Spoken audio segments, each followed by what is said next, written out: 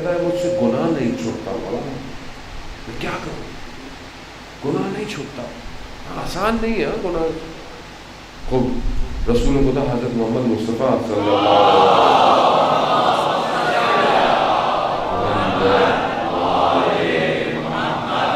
رسول خدا کے پاس اصحاب کرام بیٹھے ہوئے ہیں. رسول خدا فرماتے ہیں کہ ایک زمانہ آئے گا، اس زمانے میں ایک نیکی کر جو ہوگی وہ آپ کی 50 نیکیوں کے برابر ہوگی.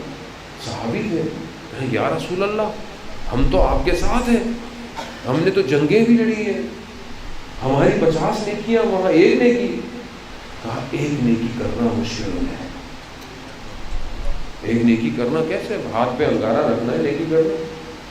انسان کو پتہ ہی نہیں چلتا گناہ کر رہا ہے یا صحیح کر رہا ہے. اتنا مکس ہو گیا ہے معاملہ، اتنی چیز مکس ہو گئی ہے پتہ نہیں چلتا. حلال حرام تو ختم ہی ہو گیا ہے ہی نہیں نا. ٹی وی ڈرامے میڈیا سب حلال حرام تعلقات کو اتنا عام کر دیا ہے کہ باہر نکلتے وقت محسوس ہی نہیں ہوتا کہ یہ حلال کر رہا ہے یا حرام کر رہا ہے، کیونکہ ذہن کو اتنا ہٹ کیا ہے اس نے، عادت ہو گئی ہے. زبان عجیب سی باتیں کرتی ہے تو بھی انسان کو محسوس نہیں ہوتا. کیوں ایسا ہو گیا ہے؟ اور اتنا انسان اس میں انوالو ہو گیا ہے کہ اسے مشکل ہو گئی ہے گناہ چھوڑنا.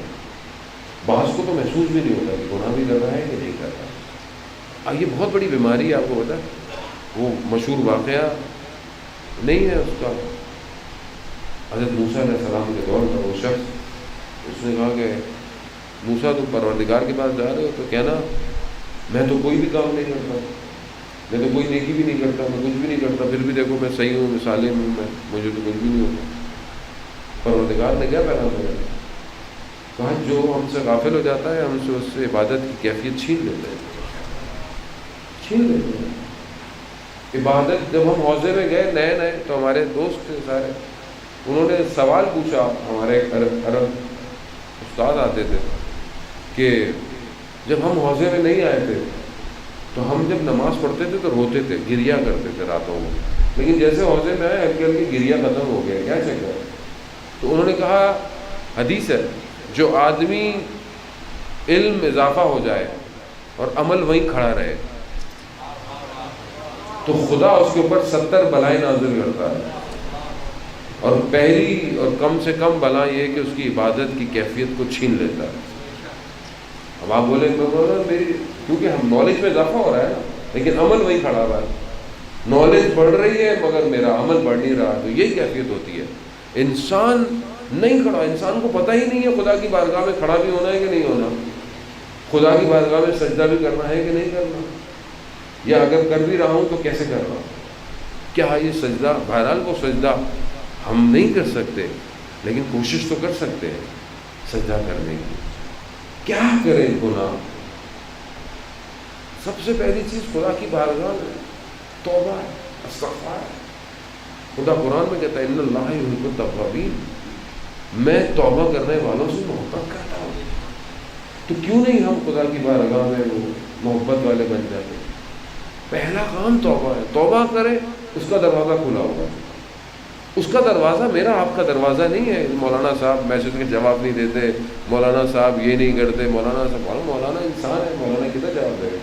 نہیں دے سکتا. خدا ہے. خدا کے اولیاء اللہ کے ولی ہیں، وہ خدا نخواستہ ہمارے جیسے نہیں ہے. خدا کی بارگاہ میں توبہ یہ بھی نہیں کہ مسجد میں جا کے کرنی ہے. خدا کہتا ہے اپنے ہاتھوں کو اٹھا لو، کہیں پہ بھی ہو تمہارے ہاتھوں کو اٹھانا پلٹ جانا ہے تمہارا. یعنی تم نے محسوس کر لیا کہ تم اس کے محتاج ہو. بس کسی بھی ٹائم پر کسی بھی جگہ پر آپ اس کو بلائیں، اس کو اللہ کے ولی شخص آیا 10ویں امام نکی علیہ السلام